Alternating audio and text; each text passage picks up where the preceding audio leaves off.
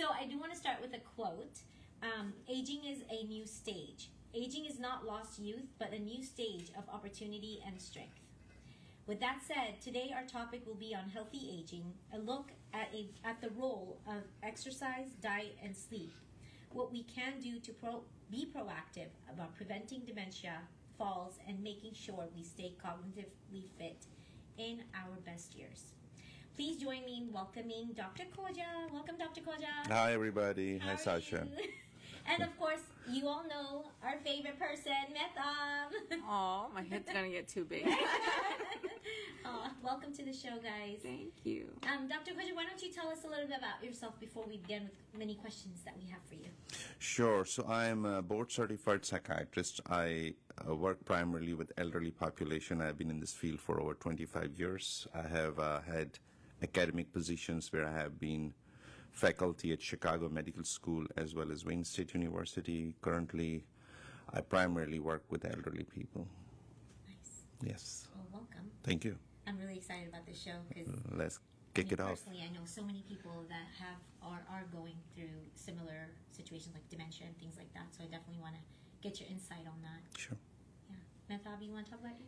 No, I was just going to say that he barely covered what he has done. One of the things that I feel very privileged working with Dr. Khowaja on is the integrative behavioral health project at Ibn Sina, because I think having such a vast knowledge of psychiatry and being in the field, and as you know, when you're an educator and you actually have to learn something so well to be able to teach it. So he's been so instrumental to building our team and mentoring, and so I'm very grateful to share this space with you and learn from you. Thank you. Wow, I'm excited. You're very kind. So let's begin. What is your definition of healthy aging when it comes to our brain health? Okay. So let's start with the good news. The good news is that the life expectancy is increasing. So most likely, and hopefully all of us will live long lives. You can see that trend happening to your parents, grandparents. You either are going to go through aging or you already are experiencing in terms of your loved ones. Okay. But let's break it down, the two words, healthy aging. So what is health? Most people, oh, by the way, I'm an educator, but I'm also a academic educator, so most of the things that I will say today will have a reference. Okay. But there are things that I will say that are conclusive to me from reading and discussing and teaching, so it may have an indirect reference. It is important to have that opinion clearly stated because what I'm saying is applicable. It's not just a out of thin air opinion. Okay, so let's go to what is health. So many people think health is absence of disease. It's not really that simple. Health is when all organs in your body or organ systems in your body are working at their optimum capacity, hand in hand together with each other. That is health. And this is an important point because many of us go to the doctor when something breaks down. Very true. That is not health. We go to fix what is broken. What I'm suggesting is that we need to keep things working at their optimum levels all the time. So think about a brand new car. It is a brand new car. It works. Every system is working. Now, aging is the number of years you are alive. So as a new car will wear out with more miles and more time, it will have more breakdowns. Body has the same problem. So what do we make out of it? Well, live a long life, but make sure that all your systems are working, including your mental health, including your feet you walk on, including your teeth that you chew with. So if you understand the concept, you will be more proactive in keeping yourself in an optimum health rather than just chasing the breakdown in the systems, which is a longer route, a more expensive route, and it doesn't really give you the enjoyment, the fulfillment of life. Very true. Yeah. Wow. I I love how you put that. Yeah. Yeah. So I'm going to be a brand new car forever. You stay in the best, and on that point, those people who maintain their brand new cars regularly will have a much better driving experience for a longer time, rather than not doing the required maintenance. It's very easy to understand, but it requires an effort and mindset change. Actually, that is a point I'm trying to make. Yeah. Staying healthy is a task. It has to be taken as a important part of your living years on the planet. Yeah. And there's another point I want to make, which is actually very important. When you have a breakdown of your car, you are not the only one who's not riding. Your family isn't riding also. You're not going to the movies or the parks. So when you are sick, it affects other people in the family also. So there is a cumulative effect of not being healthy. So that's my understanding of healthy aging. Wow. I love Yeah. how you put that. Okay. I was thinking of all the times I've had to call my brother and be like, my car broke down. Come get me. I had that happen this last weekend. Yeah. Yes. So I'm like thinking about that. I'm like, yeah, that makes sense. That does. Yes. Now here is the problem. There are many organ systems in your body who can be fixed or even replaced. You can get a new knee, you can get a new hip, liver transplant, you can take away one kidney and survive happily ever after on just one. The one organ that cannot be replaced is your brain. So the brain is a mega computer that controls many organ systems in your body. When you're breathing, there's a respiratory system nucleus in the brain. Your heart rate is controlled primarily by the brain. Your temperature is, the thermostat is in your brain. So because you cannot really replace it, now it becomes even more of a burden on us to preserve it. So the first take-home message for the audience is respect the mega computer in your body. Give it the most important. We have a tendency to go to the doctor when something is bleeding, when something is hurting, when there is pain, but we hardly ever do a checkup of your mega computer that is brain. Yeah. You cannot replace it, but you can preserve it. Now here's a good thing. Let's talk about good thing. There's a thing called neuroplasticity, which actually tells us now, that is more of a recent development, that you can actually make more neuronal connections even later in life. You can actually improve upon and learn new skills. So knowing that should ignite a need or a desire to not only preserve but make your brain as good of a computer as your body needs, so that it can control all the other, or help control all the other systems. Yeah. And that's what I do. Wow. Yeah. So now, like with your previous analogy about the car breaking down, now I'm taking the brain as the battery or the engine. So your car has many systems. Yeah. Your car has many computers, but then think about it as a motherboard, as the hard drive. Yeah. Yeah. Very cool. So what do we need to know about the aging brain? So the brain ages like every other body part ages, which is something you cannot do much about. But what you can do is to, again, preserve and make it better. So how do we preserve the brain? So well, let's divide that part into two. So first, do no harm. Don't go and punch your computer or drop it. It's going to break down. You can do that to the brain. So those people who even earlier in life have head injuries from not wearing helmets, for example, in biking, or contact sports, have injuries or micro injuries that result into cumulative effect on the brain. So physical injury. How does it translate to our population, our listeners who are already outside of the sporting age, let's say in their 60s and 70s? You would be surprised how many physical injuries we see from, for example, falls. Fall is a big problem of aging. Yeah. That's a physical injury. I'll give you another example of physical injury, a stroke or what we call a lacunar stroke or lacunar infarct, which is a very small bleed that you don't see outside. You don't see loss of body function. It is a small vascular event in the brain, and that injures the neurons. So that's a injury. Now, what am I saying is that both of the examples I gave you are preventable. So in case of actual falls, there's a whole host of things that I advise to my patients and families that can prevent falls.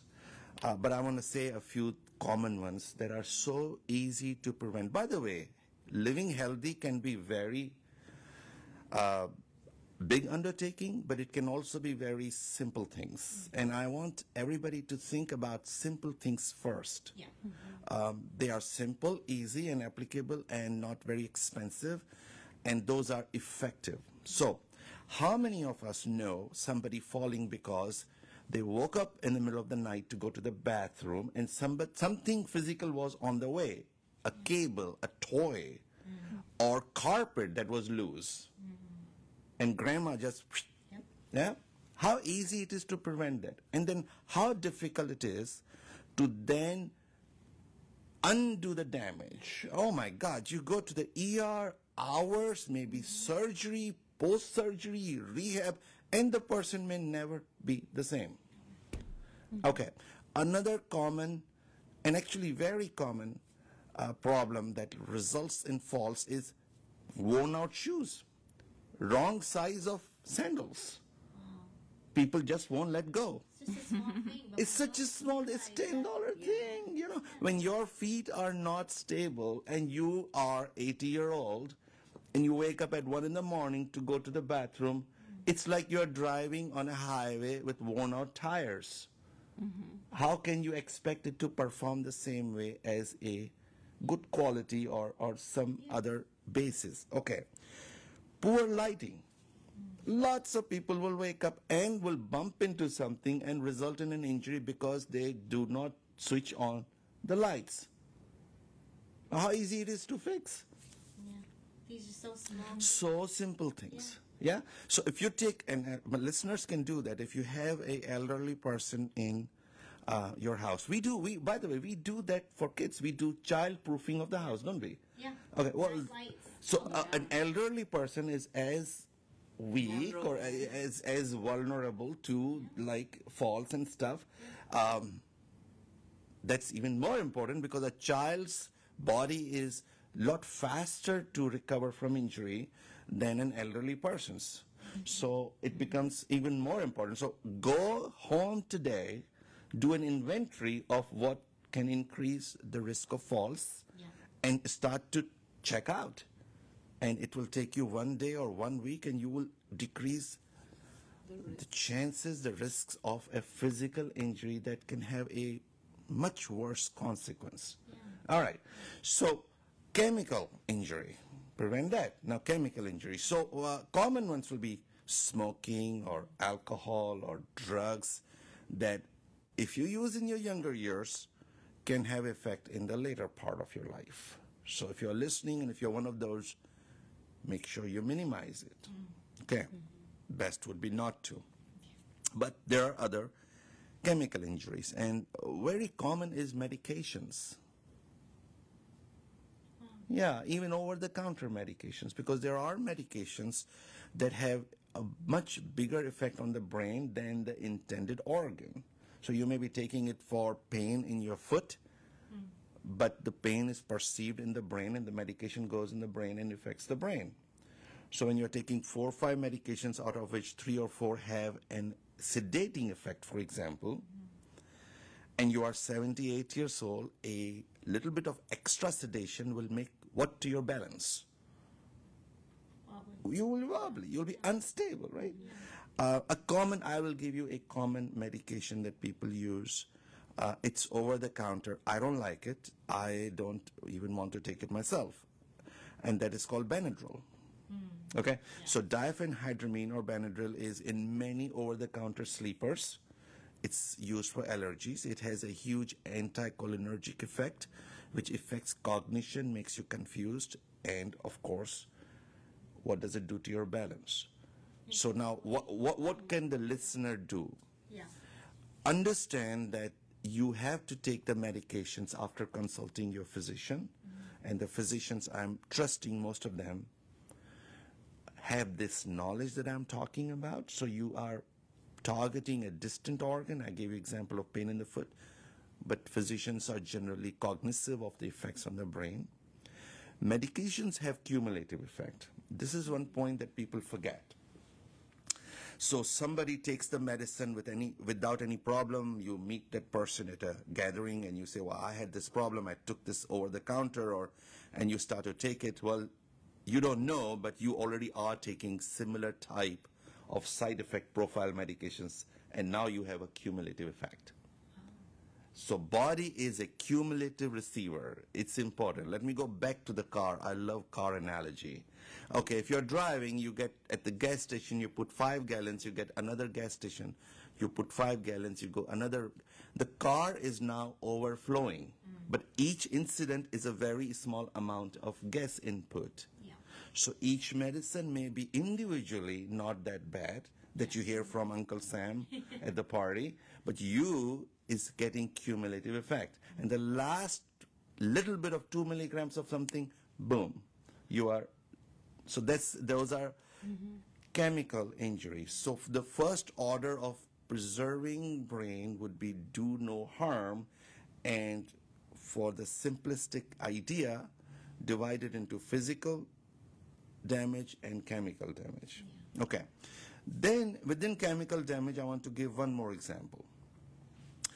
So all of us have vacuum cleaners at home, right? All of us have phone chargers at home. Your brain does those two things when you are sleeping. Sleep is the most ignored part of everyday life, which I think is one of the most important part of your life. If you do not charge your phone, even if it costs you $100,000, the next day it is not going to work. It has no battery. If you don't charge and recharge your brain by acquiring quality, restorative, enough hours of sleep, you will have bad health. And one consequence of bad nights or inadequate sleep is the next day your balance will be off. And right now we are talking about preserving the brain. Of course, that has other implication. You are not as sharp. Your reflexes are slowed. Yeah. Your food choices will be bad. True. You just starve or just sleep one day, and next day you will be taking donuts and orange juices. Exactly. Yeah? Loading up on coffee. Yeah, exactly. Loading up of coffee, right? Yeah. With lots of sugar. Okay. The second thing that the sleep does, it's actually like it clears dead material in your brain. It's like a vacuum cleaner. You wash off what has been the waste that the brain has accumulated in the previous hours. Yeah. So when you don't do that, then you are not cleaning your room, and you will just add on dirt. Very true. Very true. Okay. Now, that is one part of the day that people just don't pay attention. We sleep only when we are done with everything else, rather than putting sleep high on the priority. How can we ignore what nature intends to have 1/3 of our life? If we sleep 8 hours, that is 1/3 of your life. There has to be 1/3 value given to that in your everyday life. Yeah. We don't. Yeah. It's a trash basket. You sleep whenever all the guests are gone, all the work is done. Yeah. And then When it's you crash. when you crash, your body can take it. But what I'm trying to say here is that, again, healthy aging requires mindset change. And I'm trying to create that mindset that sleep is not fill in the blank of your day. Sleep is the headline. The sad part of today's world is that we live in a world of social media. Correct. It's like one more video, one more swipe, one more, and that ends up like adding up, and then you know it's like 12, 1 in the morning, and you're like, oh no, I need to go to sleep, I have to wake up at 6. So it's sad, but I love that you say that sleep is the most important part of your day. It is absolutely important. And it's nature's intent to rest your body. Yeah. So that would be one other way that people harm their brains. And poor sleep then results in all kind of other. Now, how do you do the other part? So first is do not do harm. And we talked about the falls, the chemical injuries, and the sleep. So these are just 3 examples. The second part after do not harm is to improve on what you already have, optimize it, right? So, and neuroplasticity tells us that we can do that. So first thing I would say is, please go to your doctors every so often, regularly, and get your systems checked. That includes head to toe. Yeah, including. That's actually, I was going to ask you that, because a lot of us don't know what are the tests that we're supposed to take. We know we need to go to the doctor and have blood tests done, but what are we supposed to get done? What are we supposed to ask the doctor? Okay, so doctors are pressed on time, and they are trained in a way that we are really fixing what is bad or what is broken. Some doctors, and there is quite a few who can actually do a thorough checkup. But let me give you an answer in a way that is applicable. Okay. So how many of us gets our ears checked on regularly, listening? Don't. Do you know that one of the highest risk factors for dementia is hearing loss? So my dad wears a hearing aid now. Here, if you have hearing loss, you have 8% increased chance of dementia. That's interesting. Yeah, because what happens is, think about it this way. So when you have hearing loss, you are cutting down on your social interactions significantly, right? And social interaction is very good for you, for your mental health. There's also a neuronal component to not hearing, which is more scientific understanding. So hearing loss. So how many of us actually get hearing check after, let's say, 65, 70, or you will know, your spouse or your people will indicate to you. You're yelling at people. You're yelling at people. You're not responding to the soft volume voice. True. Okay, LDL. One of the specific cholesterols, LDL, everybody knows the bad cholesterol, actually has a direct correlation to dementia. Hypertension, insomnia, diabetes, not full body weight, but the abdominal girth. Generally speaking, 50%, and I'm making it easier to understand, around 50%, and please, it's not specific numbers, but it's concept, are not modifiable, but 50% are. We're talking about here dementias. Right. Okay, so focus on what is modifiable. So when you're talking about what to do, of course, you go to the doctor and you get your checks. Your thyroid has to be good, and your hormones. Person can do your own inventory. Am I sleeping enough? You don't need a doctor to tell you, right? Is my balance good, or I feel I'm going to fall? Am I generally happy or unhappy, which I'm talking about depression, which is a risk factors. Yeah. Okay. How is my dental health? Okay. Am I going to the toilet every day and relieving without difficulty? Is my GI system working? You can do a head-to-toe inventory. Am I able to remember and operate things as I did 5 years ago? Do I need to ask more help? Am I having difficulty remembering names or maintaining my bank account? Okay, so there is homework that needs to be done. And when you do that homework and then go to your doctor, your return on investment will be much better, because you are now more narrowed and specific.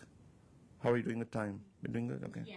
So one thing I wanted to ask Dr. Mazar is that, there's so many different types of dementia, and I think some of us can relate because we have aging parents, and we're kind of maybe living the aftermath of someone not taking these kind of inventories and taking measures early on. But what do we do with cases like that, where there is definitely evidence that dementia is happening, whether it's, the different stages or the different types, but are there any interventions, Yes. diet-wise, medication? Yes. Okay.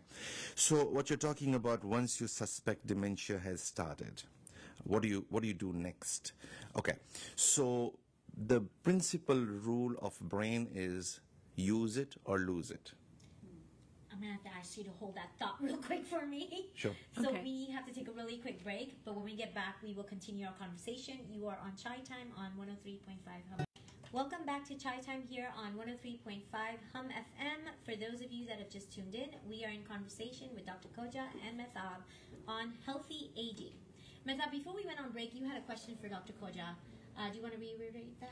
Yeah, so I mean, this is kind of personal for me because my dad is 91, and as a family, we are kind of going through these stages with him because my grandfather, I think he died in his 40s, so we weren't put in a position to deal with these kinds of things, I guess, put simply. So I'm curious about what if, he had a fall, okay, the damage, that he's a chronic with diabetes, he's had like open heart surgery, he is physically actually quite fit, like probably more fit than he's ever been, like his BMI, but cognitively we started noticing a major decline, and my father was just like everybody's person. He had, at one point, I think he had 1,200 employees. He's always been so sharp, and it was just a very devastating thing. I think I'm his last kid and only girl, so yeah. So what do we do once some of these damages have been Already happened. Okay. So the first thing we need to understand is that dementia is not part of aging. It's a disease that happens. You can age without dementia. There is some challenges that come with aging, but doctors are equipped to separate the two. Okay. Mindset that many families have is, oh, he's just an old person and let it go. The key to understand is that the earlier you catch, if it is a dementia, the earlier you catch, the better will be outcome, because you can start treatments or lifestyle changes, and the idea is to slow down the speed of progression.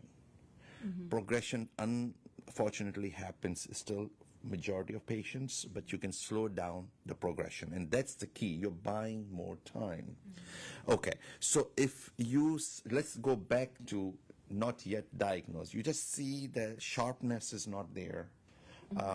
There you have to screen what are the contributing factor and start to undo those.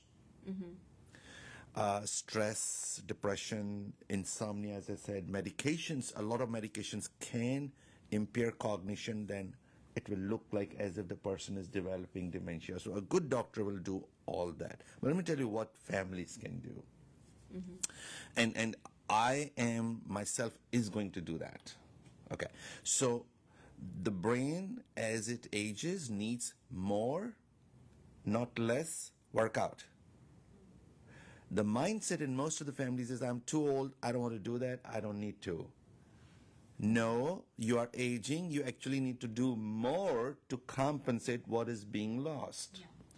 So this includes the following, all the things that I told, the sleep, okay, let's talk about food. Nutrition is different than calories. So when people say, I am eating less, that is less calories, but at the same time, they're also getting less nutrition. Separate those two, that's a separate topic. Physical exercise. Guys, physical exercise is an important factor in brain health. We are designed from an evolutionary point of view to go and hunt and bring food and not go to HEB and just buy it. All right. And that's a very drastic change in a very short period of time. So exercise is a must from early age till you die. The more you are connected to nature in doing the exercise, the better it is. So instead of treadmill, if you go and walk in the park, it's going to be much better. Now, talking about what can be done, exercise, generally speaking, elderly people will say, I walk. It's a very common way of exercising. Understand that exercise has to have three components as you age. Walking is good, but it is only cardiovascular. You need three. It is one of the three. The second is strength training, resistance training, because you need more muscle building. As you age, you're not the same macho 20-year-old. And the third is balance training. Those three is like a tripod, a stool that you're sitting on. If you take one leg out, you can't sit on the stool. Okay. We don't have the last two parts. Most of our people in the community would just say, oh, I walk 20 minutes, 30 minutes a day. Great, it's incomplete. So here is why you need the other two components. When you do resistance training, you are increasing and maintaining your muscle mass, and muscle is what you need to not fall, and to be able to do more physical work, and to be able to connect to people by walking and going places. And balance is, again, when you are balancing on your feet, your brain is balancing it in the brain. Yeah? So that is a brain exercise, even though it looks like a muscle exercise. So if you don't have balance, your preparation for avoiding falls is not complete. Those three needs to be done. Okay, yoga is great. Stretches, balances, it has workout. I do it. I think you do it too, right? Yeah, we all do it. We all do it? How you feel? We do all four of those things that you mentioned, actually. Excellent.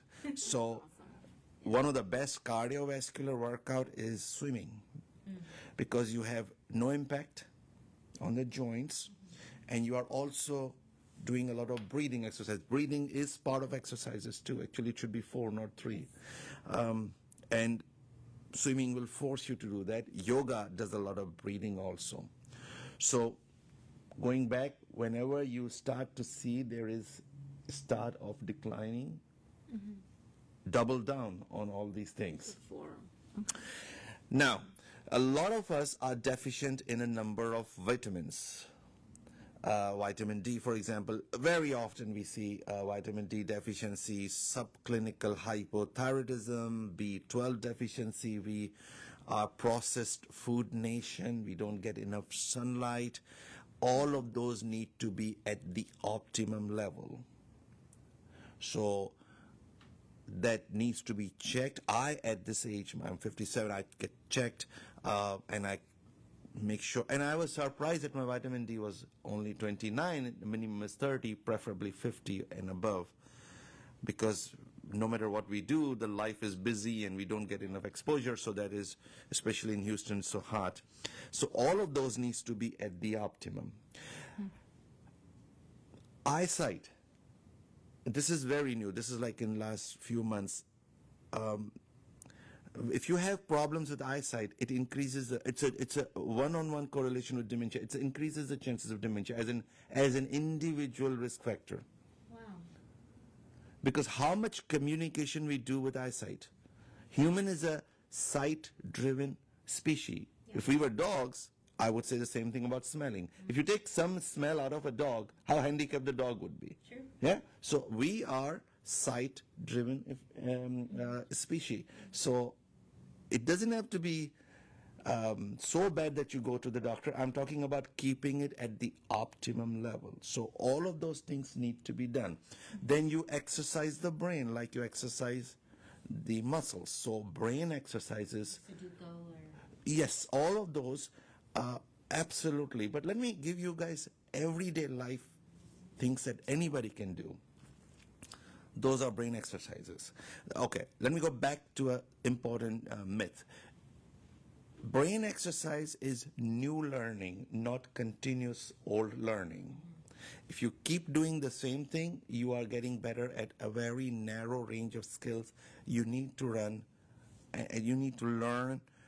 new skills. So all the brain exercises I'm talking about, it is learning. But let me give you everyday life. Okay, so you go to a social gathering. Now, again, I said it's a mindset. You are going to ask people their names. And your goal is to remember 3 names from that gathering. Okay? The next time you see those person, you are going to say those names, and then you're going to increase your task to 5 names. Easy peasy, right? You don't need a doctor there. Your son or your daughter is going for grocery shopping. They are making a list. You're going to remember 5 of those. I like that. Without writing. All right? Easy. Easy. You do that, and next time, you're going to remember 10. You're driving with your child, going to a familiar place. You're not going to let the GPS start working. You're going to be the GPS. Okay, now that's where I draw the line.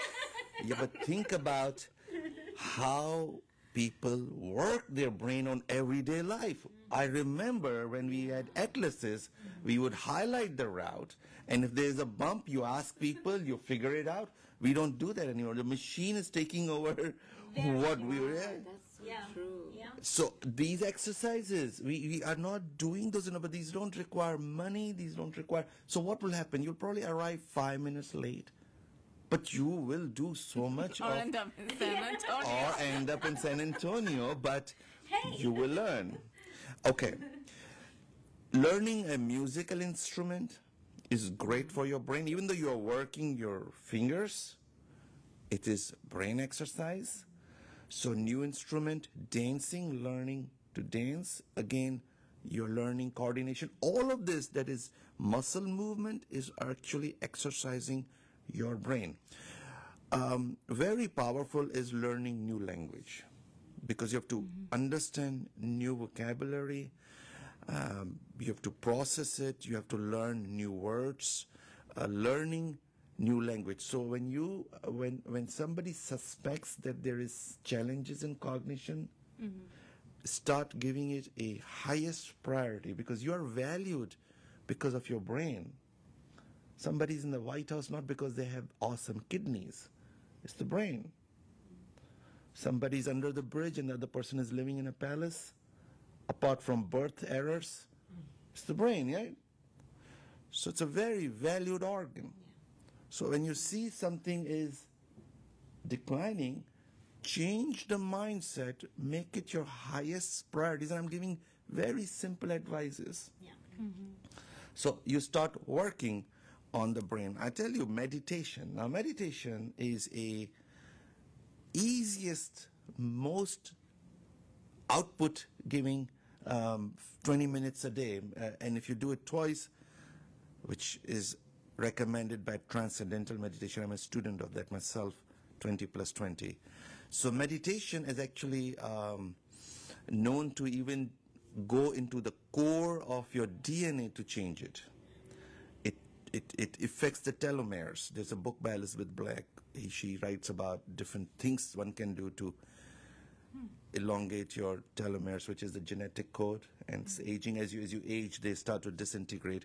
And meditation actually has a good effect on it. How difficult it is to do meditation? What do you need to do meditation? We actually had a show on it last week. You did? Meditation. Okay. Yeah. Are you doing it? Yes, Okay. I am trying. 5 minutes. Yep, it's a start. It's a start. It tells you how. So people give up meditation because it is difficult to quieten your brain, even for 1 minute. Now, think about it this way: you must be so much high on octane and coffee, and your brain is going 100 miles an hour that you can't even quieten it down for a few moments. That actually tells you there is more need to learn and do meditation rather than to give up because you can't do. Yeah. It actually is a reflection of a bigger problem rather than not. Yeah.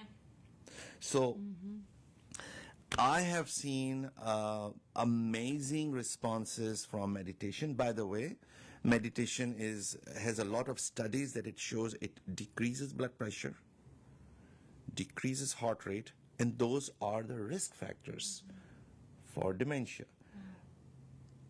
Anything that is bad for your heart is going to be bad for your brain. Blood sugar, hypertension, okay, restlessness, cholesterol, LDL, body weight or abdominal girth, all those things that increase the risk of cardiovascular disease is going to be affecting the brain in a negative way. Yeah. Because the brain needs a lot of blood circulation and all these elements go there. If your cardiovascular is not properly working, you can have stroke, which is another risk factor for cognitive decline. So let's go back to the question, what do you do? So these are, if you are suspecting something is not as sharp, cognitive decline has started, without even going to the doctor to screen and get everything checked, these are in-home remedies. Okay. Start doing it. Another example of how you can exercise your brain. If a child or somebody else is maintaining the budget of the house, the accounting, take over. You may not do everything, but you take over and you can get it double checked and start to do math. Excuse me. Group discussions about new things in life, right? What you don't want to do is to discuss news, because news is a mega dose of depression and stress. Yes. And that is a risk factor Yeah. for cognitive decline. But mind-stimulating discussions and exercises. Another thing that works very good in forming new kind of habits, like say walking in the park or doing yoga, is to do it with somebody else. That increases your chances of success dramatically. All right? So find somebody who is willing to do that. But when you are going for a walk, what I said earlier, make sure your shoe is right. Yes. When you're going for the walk, make sure you are not doing it in the dark. Yeah. Preach, Dr. Khowaja. So all those things needs to happen together. But once you have the decline and you have done it, go to a specialist who does memory check, because each cognitive decline is not dementia. Okay. It could be transient, for example, from medications. It could be transient, for example, from an infection, dehydration, electrolyte imbalance, hypothyroidism, vitamin B12 deficiency, anemia.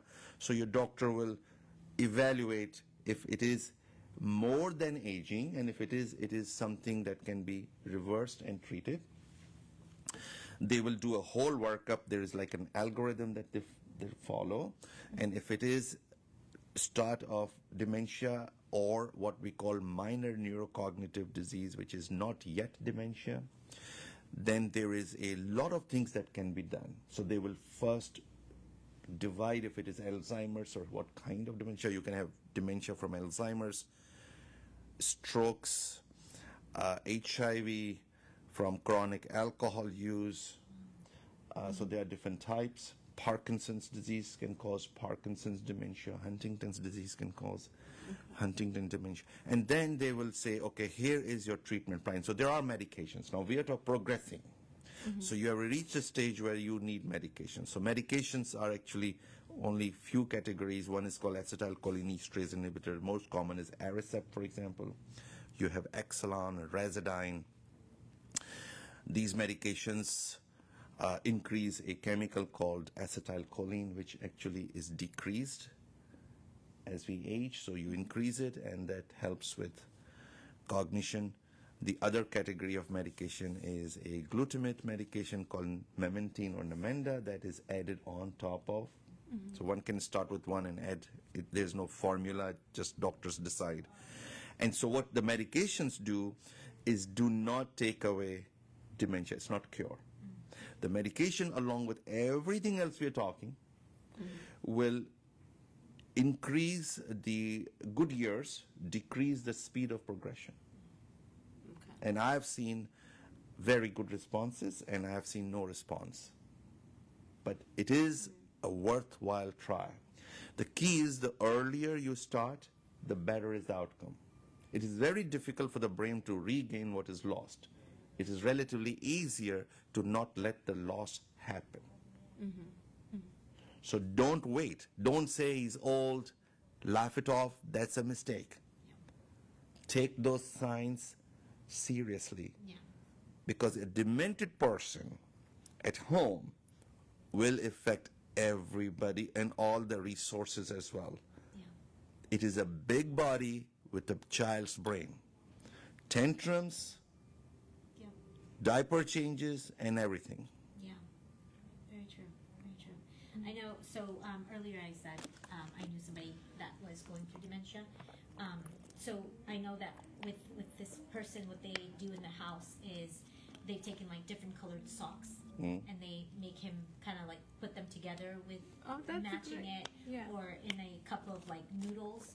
They have like these little different animals and tell him, okay, find the giraffe or find and so just to keep his brain going and moving. And I see a difference. Like every time I go visit, he'll remember me. He'll say my name. So things like that, and then all of a sudden he'll forget for a little bit, and then like, oh, when did you get here? When did you come? So it's in and out, but I do see a difference in his overall well-being. Right, and those things are good. I think those things are applicable to those people who have at least moderate dementia, because it really is very childish for a grown-up to be rearranging socks and looking for giraffes. But what I'm saying is that you are still mobile, you are still doing the accounting, you are still meeting people. You slowly challenge yourself, okay? Modern machine and phones, for example, are taking away what used to be our brain exercises. Very true. I used to remember 10 phone numbers. I don't have to anymore. My phone does. And just imagine how much workout is taken away from my life. So I need to recreate. But if you were to pick one activity to increase your sharpness, it's learning a new language. I like that. Yeah. Spanish it is. Spanish it is. Hola. Or French, I don't know. Haven't decided. I love all languages because yes. Wow, the time has just flown by. It's crazy. It's already time to go. But thank you, Dr. Khowaja, for being here. You're so welcome. Before we end the show, I would like to ask you, what is one advice that you would like to give to our listeners? Change of mindset. Love it. Change of mindset. Do not think I am old. What is there to work on? People are living so many years. I have so many patients who are in their mid-90s and reaching 100, and I have 100 plus. Love it. Yep, change of mindset. It requires more work, not less. Love it. Yes. Challenge yourself every day, right? Absolutely. Yeah. Awesome. Thank you so much, Mahtab. Thank as you. always, for I being didn't have to do anything. I'm like learning myself. We both were in class today. We love it. That Thank was you, Dr. Khowaja, great. again for being here. We Thank you. Love this conversation, and hopefully we can have you come back again and give us some more insight Absolutely. on healthy aging. Sure. Thank you, everyone, for listening to us here on 103.5 Hum FM, your Chai Time Girls, and we will see you next week, same time, same place. Bye.